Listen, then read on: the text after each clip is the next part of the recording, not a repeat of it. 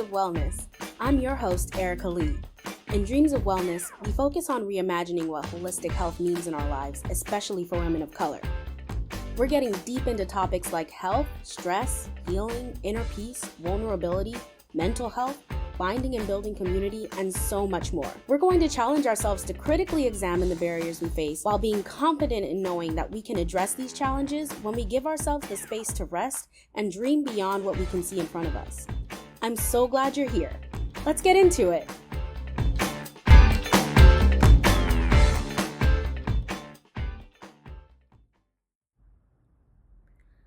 Y'all, I am so excited to have Miss Natasha Pierre here today to speak with us. She is somebody who I not only highly admire, but is just a powerhouse in this field of mental health when we talk about our shared experiences and vulnerability. Natasha Pierre is an award-winning speaker, author, emotional intelligence coach, and a mental health educator with over 20 years of lived mental health experience. She has got all of these full certifications, y'all: emotional intelligence, mass communication, social security administration work, incentives planner, mental health first aid, career counseling, wellness recovery. I mean, I'll let her tell you more about herself when we really get into it. But just know that I chose her personally because she really does share her lived experience in the community when it comes to talking about vulnerability and impacting the mental health of the people she works with. She's super awesome, so I'm really looking forward to getting this interview started today. Welcome, Natasha. I am just so excited to have you here with me today. It's a real treat. And before we get started, I just wanted to ask you, what's the highlight of your day been so far? Ooh, the highlight of my day. Great question. I cleaned my office. I Ooh. organized everything. I put things where they needed to be. I'm still in the process of doing it, but I'm a lot closer to having it the way I want than it was yesterday and the way it has been for the last month. So that's been the highlight. Oh man, I totally feel you on that one. I feel like it's just that time of year to really start just cleaning up in the summer. When it's too hot outside, you kind of want to enjoy your space, especially in Florida. So I get it Definitely. 100%. And so that's really great. That's really great. So thanks for sharing.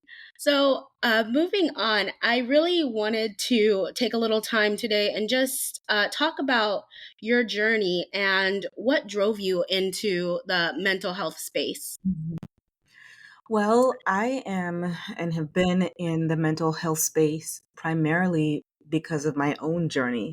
This was not something that I chose to get into, but my own path of dealing with mental illness, mental health challenges made me become self advocate, made me educate myself on not only the industry and the system of care, but also diagnoses and strategies for recovery.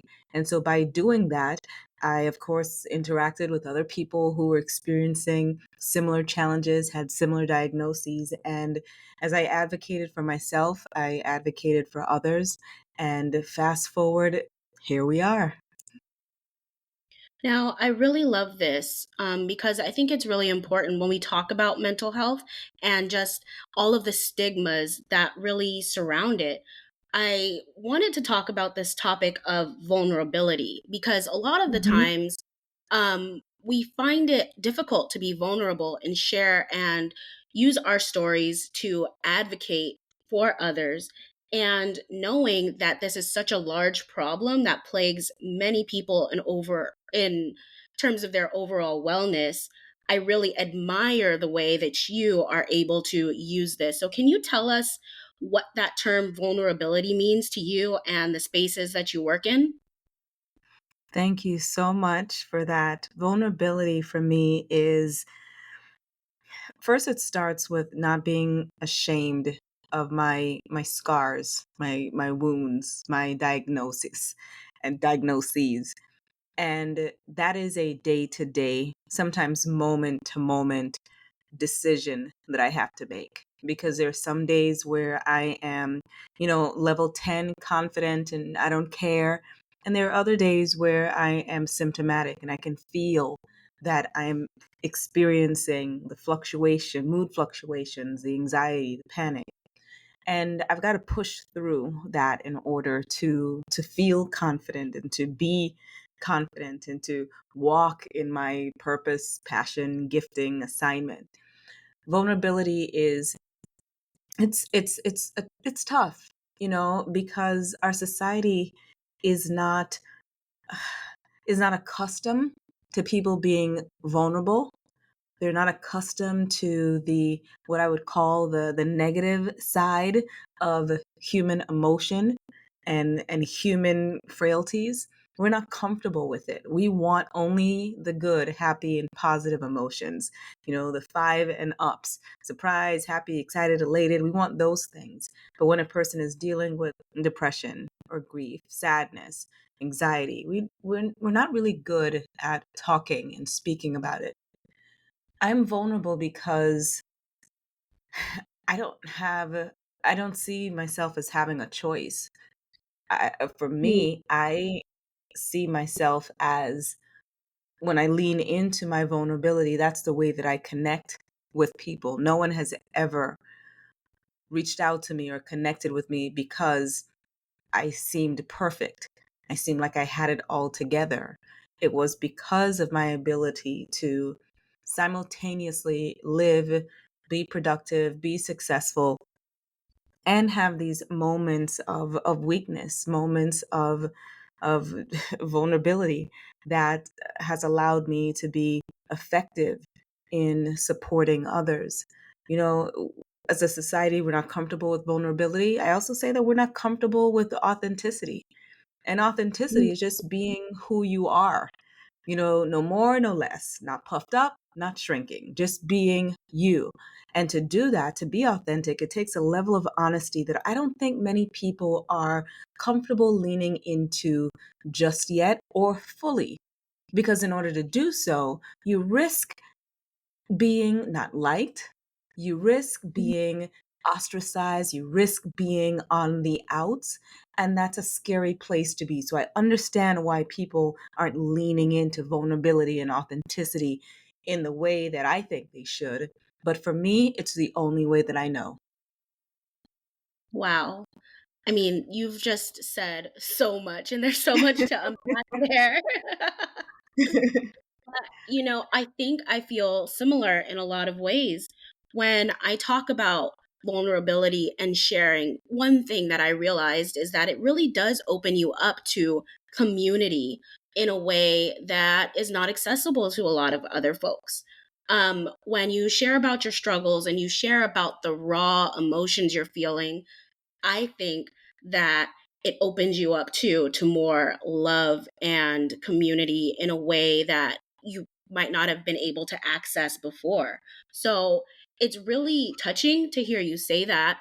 And it's also really amazing how you basically made a career out of being vulnerable. And Yes. I really, that's why I chose to speak with you today, because when we're talking about dreaming of wellness, we really are trying to impact that common framework that we have, because we know that as people struggle, as people are going into more mental health challenges, we need more creative ways and accessible ways to to really um, to really impact our health and holistic wellness. And so Very when true. it comes to sharing and just being your authentic self, I think that's so important as we move forward in this work. And you already touched on this, but can you tell of a time where it was like a specific circumstance where you felt that being vulnerable and your authentic self didn't really work out for you in that moment? And what did you do about that? Great question. Yeah, when you choose to walk in authenticity, there's not like a parade for you and balloons and confetti and fireworks, because you're going to ruffle some feathers. There are some people that are not going to get it, There are going to be some people who think that you're oversharing, especially in the realm of mental health. You're oversharing. It doesn't take all that. You're doing too much. And that could include your family and your friends. And I have lost people on this journey. I have, I guess, people alienated themselves from me because of the way that I choose to live my life. And it's really not even a choice. I'm being me. I tell people, whether you see me in 7-Eleven, in the bank, a grocery store, a gala on TV, I'm going to be the same Natasha, talking about the same things with the same degree of transparency, vulnerability, and authenticity, because it's the easiest place for me to live. I don't have to pretend to be anyone else. I can just be me. And so when I am, and I've, and especially in the last 5 years, 6 years, I've dealt with a lot of rejection professionally and personally, and it hurts. I don't want anyone to think that I have the master plan on surviving pain or alleviating pain in every situation. And, every day I live through and see through rose colored glasses, because that's not the case. I still feel pain. I still Mhm. hurt and get disappointed when I am rejected, when people do not recognize, appreciate, value my vulnerability and the way that I walk walk my path. It stings, that's a human side of me, but there's Mhm. another side of me that I don't care. I don't care what you think about my Mhm. journey. I really don't. Mhm. You don't like what I do? You don't have to look. Disconnect. Disconnect. Or you're welcome to talk to me about it, and we can, I can share why I am so unapologetic about what I do, how I do it, and who I am. But I am, I don't care. I have seen what happened to my life when I placed other people's expectations for me above my own life's assignment, and I didn't like it. I became bitter, resentful, angry. It eroded my peace, eroded my self confidence. I didn't know me.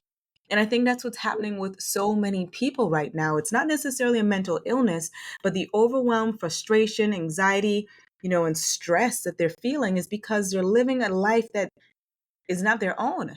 They're living according to what other people think they should do and who they should be and what their parents said, and et cetera, et cetera. And they're not happy. I am happy with me. And, it's easy when you are authentic, because you're going to attract and draw people who value you. You're also going to repel people who do not value you. So people who want to hear more mental health conversations, inspirational things, hear about self-care and self-love, those are the people who are drawn to me. People who think Mhm. that's pie in the sky, frou frou, I repel them, which is perfect, because I don't want anyone near me who do not want to hear me. I really don't. Go find who you need, and let me be. Yes, yes, 100%. Is my holistic wellness repelling you? Then maybe that's your problem, right? Because 100%. everybody's going to process this differently, but that's what I love about being in this space is we're looking about ways uh to do this in a way that's not been accessible, as I said before. And so I Mhm. really love that you talk about just being your authentic self. It's what it takes these days. And It you does. know yeah, I mean, you kind of mentioned stress, and we talk about stress a lot when it comes to our mental health. And, you know, not being in alignment with your life will cause that stress. As you said, it's so interesting, because that is quite literally one of the most common ways that people start to experience other symptoms. We know that when we're stressed out, our cortisol levels are high, we're not, maybe not sleeping well, we don't feed ourselves well, we're gaining weight maybe, or, just all of these things that can possibly go wrong just because of stress, including on a biological level. We talk about that in public health. So I really love how you're talking about that alignment between the mental health, physical health, spiritual health. It all matters. And so I really appreciate what you're saying here. And when it comes to those who might be struggling to be their authentic selves, what advice do you have? I mean, sometimes it's not always as easy as I can be my authentic self because I, some of us might not be able to, quit a job and do that. So, how did you slowly start to kind of cultivate this lifestyle where you could? And what advice do you have for others? Another great question. I hmm I conducted an audit on my life and looked at, and that audit continues until the end of our lives. We're going to repeatedly conduct audits on how well things are working, scale of 1 to 10, 1 to 5 if you want to, of every area of your life, physically, emotionally, mentally, socially, career, relationship, just everything, and rate it. And for everything that is under a 4, I asked myself why. And a lot of it was me living in fear, me forcing myself to fit into spaces that I didn't fit, being in spaces where I wasn't appreciated, valued. I was just merely tolerated. And I hated it. You know, we haven't even touched on diagnosis yet. Everything that we've discussed thus far is just about mental wellness, mental health. When you're stressed, when you're overwhelmed, when you're in places where you feel like you don't belong, you feel that you're being tolerated, no one wants you around, you hate your career, hate who you work with, hate your relationship, hate where you live. Just, I mean, there's so many things that we experience day to day, and we just power through it, because we've bought into the suck it up. Well, I'm just not a suck it up kind of person. I'm going to change it. If I don't like it, I'm already in the exit ramp. Don't trust me. If I don't like something and I'm still present, don't trust me, because I'm gonna be pulling off onto an exit ramp pretty soon. I Mhm, just have mhm. not learned how to tolerate things that hurt me, things that cause me dis-ease, things that disturb my peace. I have not learned how to make myself remain in those spaces, and I do not want to learn. So no one teach me. I really pursue peace. And again, when you live with a mental illness, you take steps to safeguard your emotional and psychological well being, because it really is a matter of life or death. So I've always been very strong willed. I'm a middle child.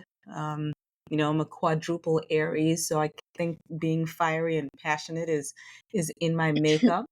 But I've always been very outspoken, very sure of myself from a child. And as I've gotten older, have I tried to conform? Yeah, because you're supposed to go to college, and then you get your good job, collect your pension, and that'll be it.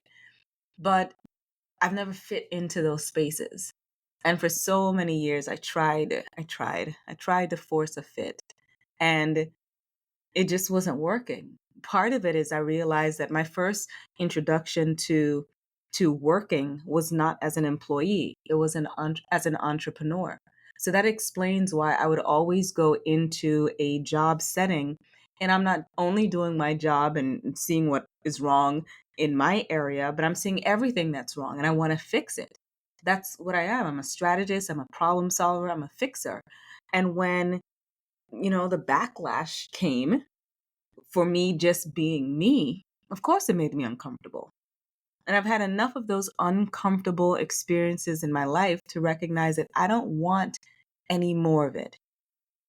For anyone who is in a place and they're recognizing that they are uncomfortable, they're not happy, they're stressed, they're overwhelmed, experiencing all of these, different emotions and feelings that are not positive and conducive to their peace and overall well being, sometimes you got to take an audit.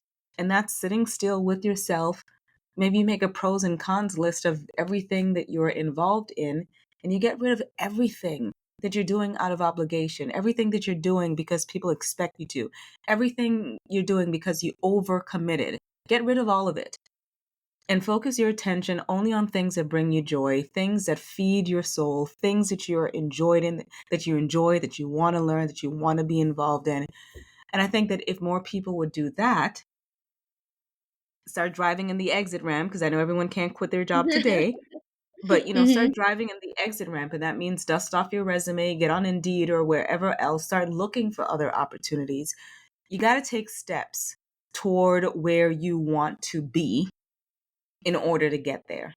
You can't remain where you are and just expect a new life to fall through the chimney. It's just not going to happen. Yeah. Yeah. No, thank you for that. And that is really great advice. I think we can strategize about our exit plan and have the hope that as we work towards that, things will change and that our community will find us and that we can begin to heal and be our authentic selves for our holistic wellness. And you touched on this. You said we haven't even gotten into the diagnosis part yet. Yes. And I'm really interested. What do you mean by that? And how does that play into your particular realm of vulnerability? So many times when people hear mental, they begin to check out. And there's mental health, and then there is mental illness. Mental illness is something that is diagnosed by a medical professional. It means that what your symptoms are aligned with what they've seen over a series of years. It's in the DSM, the Diagnostic and Statistical Manual, and they've assigned a diagnosis to you. That's 1 in 4, 1 in 5 people, depending on which stat you read. That's bipolar disorder, anxiety, um, you know, borderline personality disorder, schizophrenia, things like that. Mental health is your emotional and psychological well being. If you have a mind, you should be caring about your mental health. 5 out of 5 people have a mind. And so you need to be doing things to ensure that you are addressing overwhelm, stress, frustration, grief, hopelessness, addressing that early on, stage 1. Because if it's left unchecked, yeah, it can become something greater like depression, anxiety, panic disorder.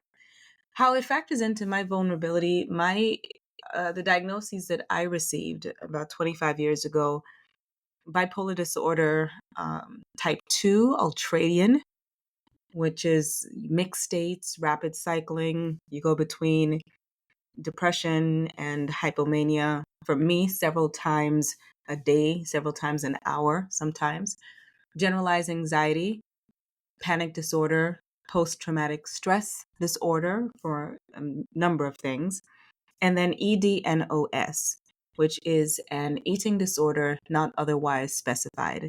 That basically means I wasn't not eating because I wanted to be thin. I wasn't eating because I was paranoid about, being poisoned. So I share all of that.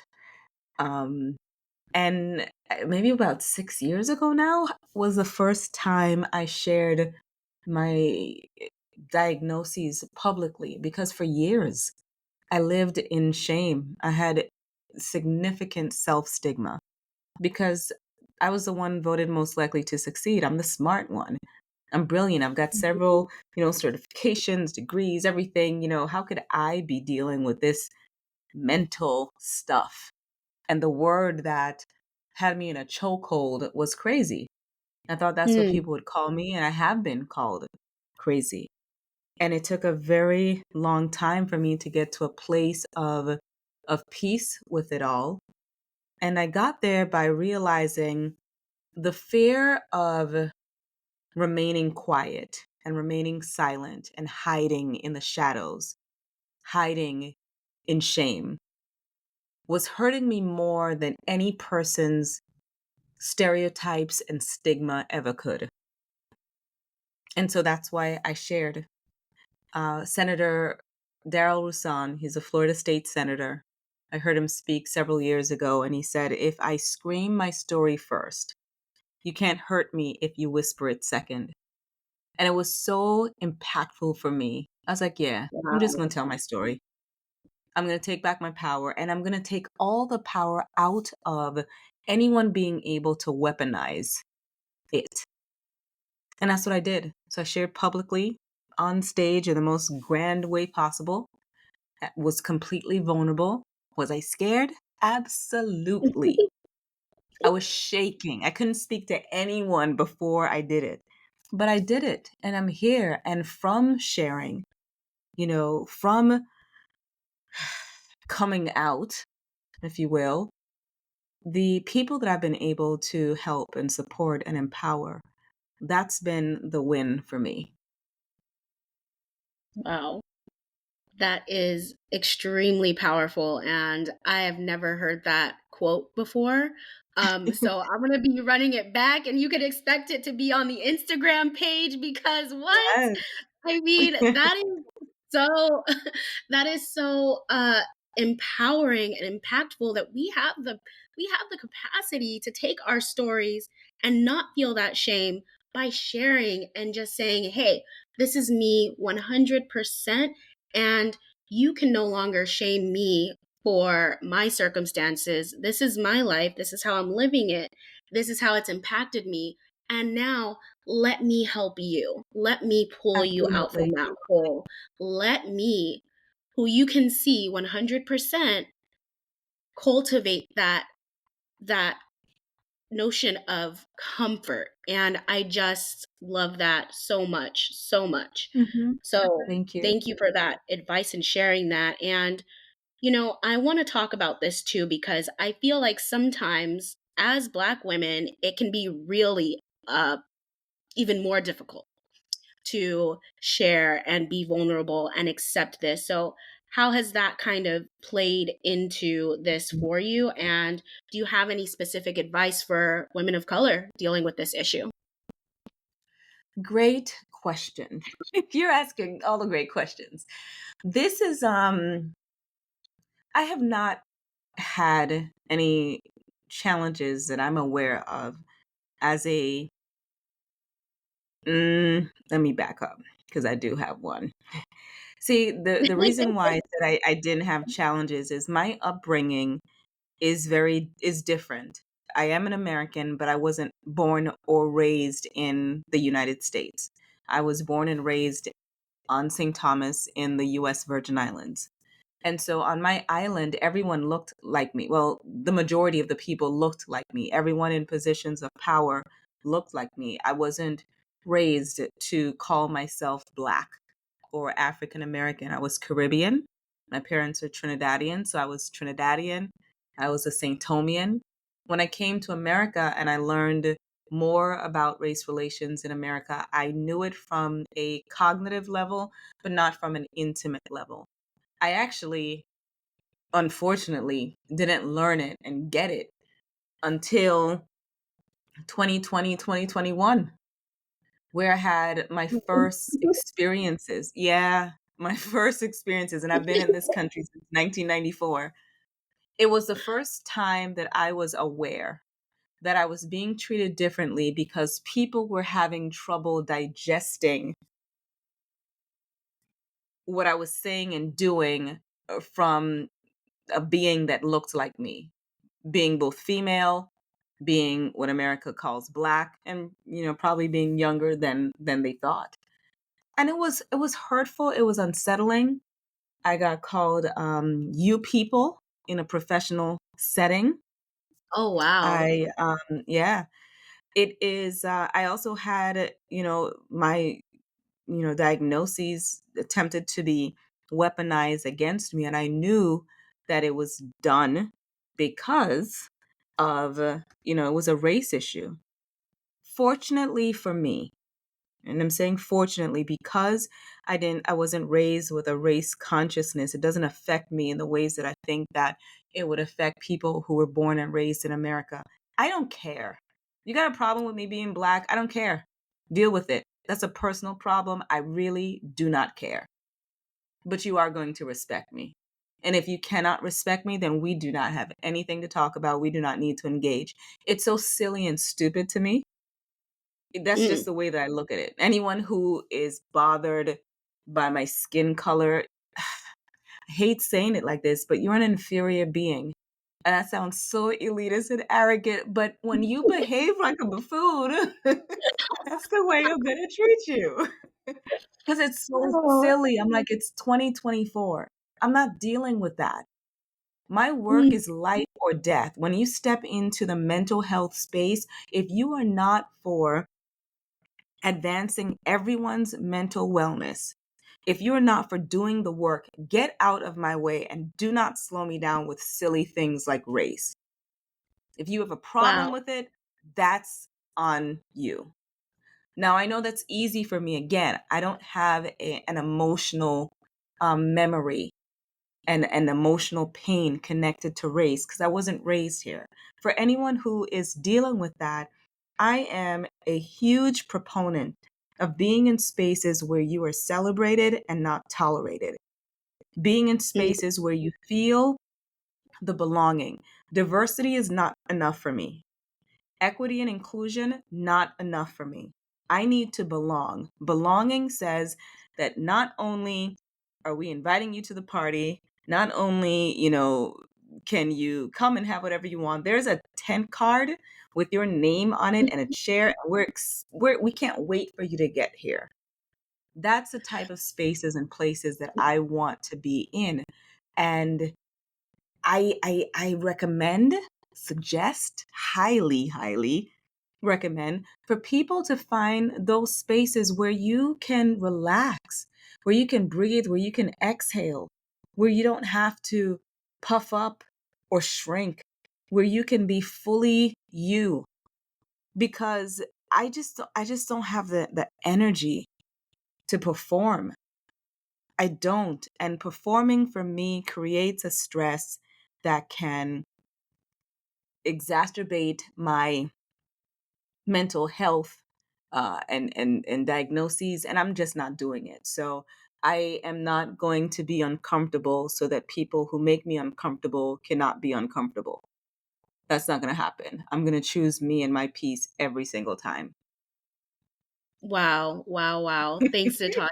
I mean, it's just, you've said so much and you're such a powerhouse, but I really like that idea too. You talk about, I was not raised with that race consciousness. And I think that's a whole nother conversation for a whole Yes. nother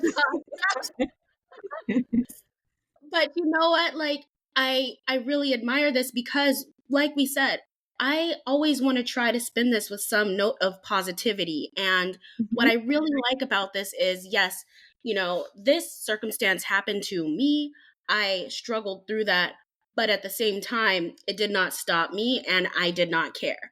And I think that that's such an important mindset to kind of cultivate when you're really trying to be authentic because at some point you're also going to have that resilience to keep moving on despite those challenges. And so it makes a lot of sense.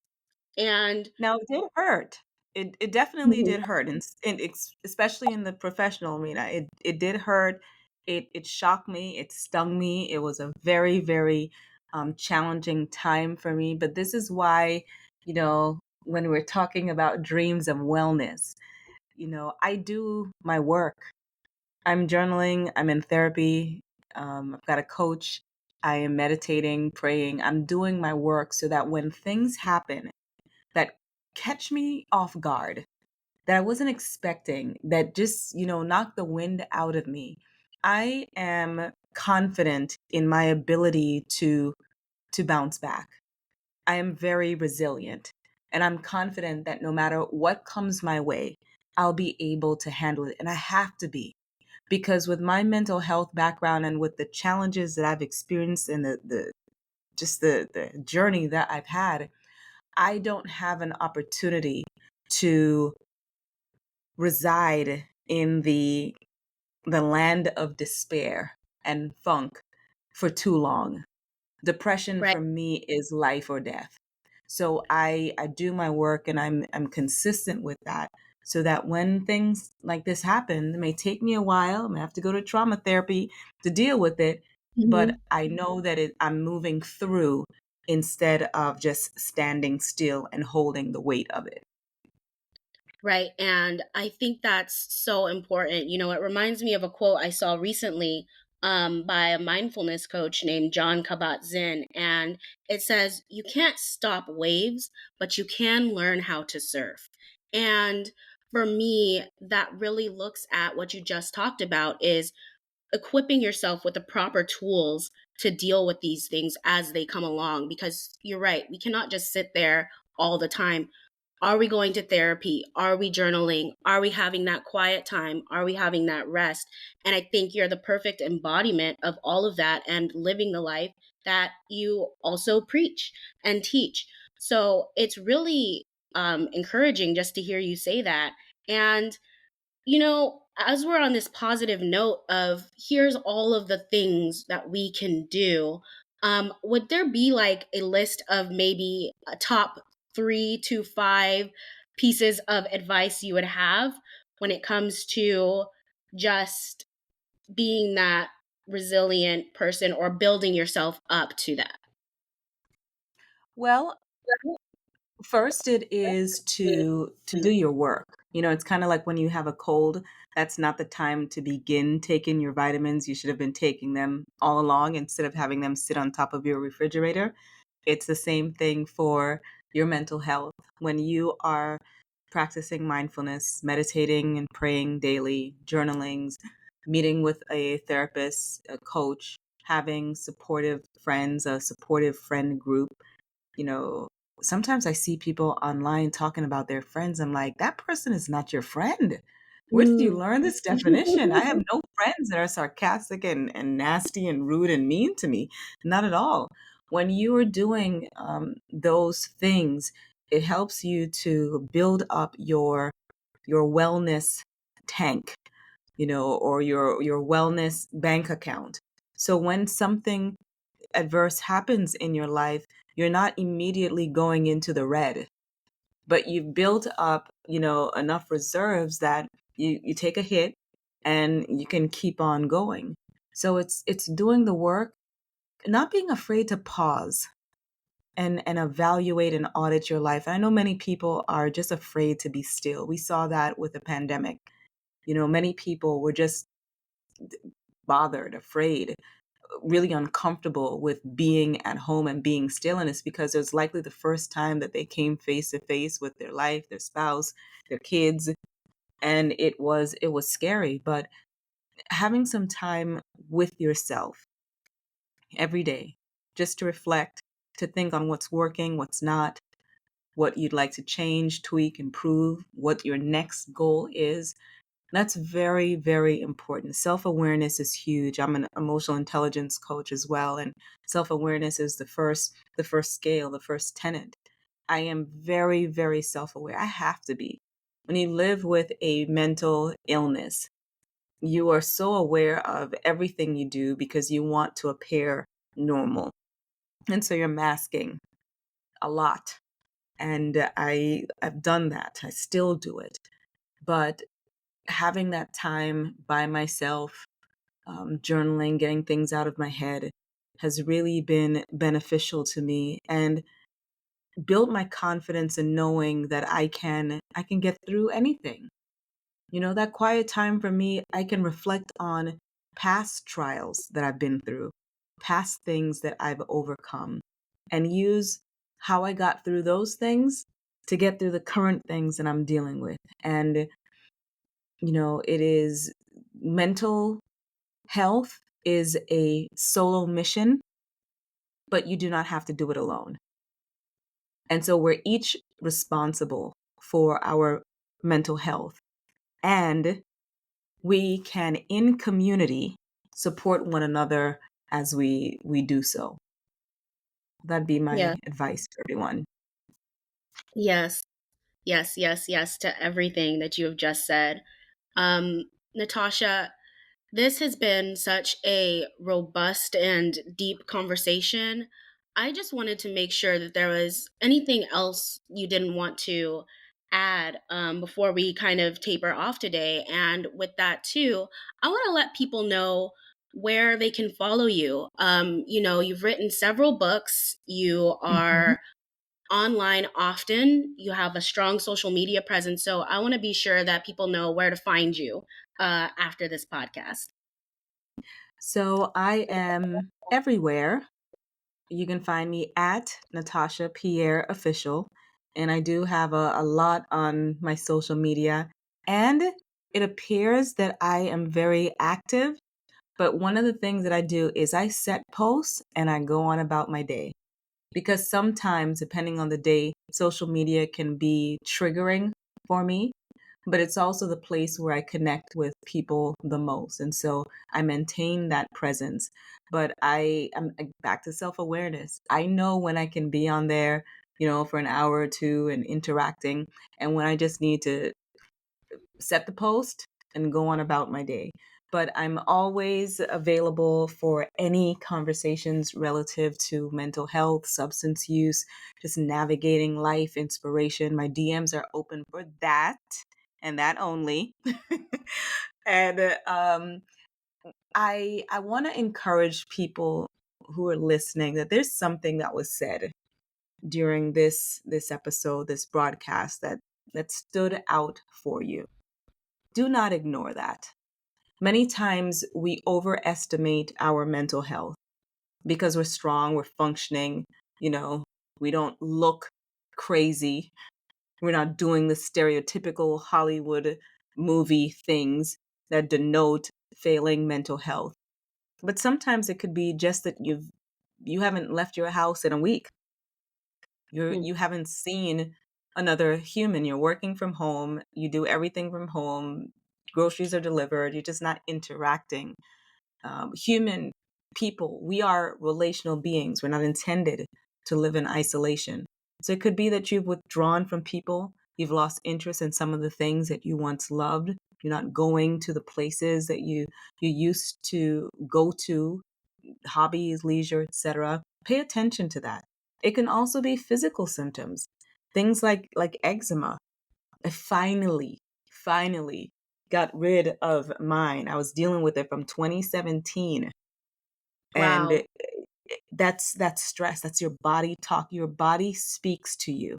Your body will tell you what it needs. And if you're experiencing headaches, you're not sleeping well, eczema, you're swelling, whatever it is, pay attention to what your body is saying and do what is necessary to alleviate those symptoms. Again, dealing with it at stage 1 instead of waiting for it to get to stage 4. So thank you, Erica.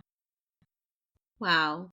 Thank you so much, Natasha. It's been such a great time talking to you. And I hope that everybody will, like you said, take away that one gem or one stone. I know I'll be replaying this on repeat. So thank you again. If you enjoyed today's episode, please be sure to follow at the link in the episode description. If you didn't enjoy today's episode, I'm going to take Natasha's advice and say, that's your problem. I don't need to hear it.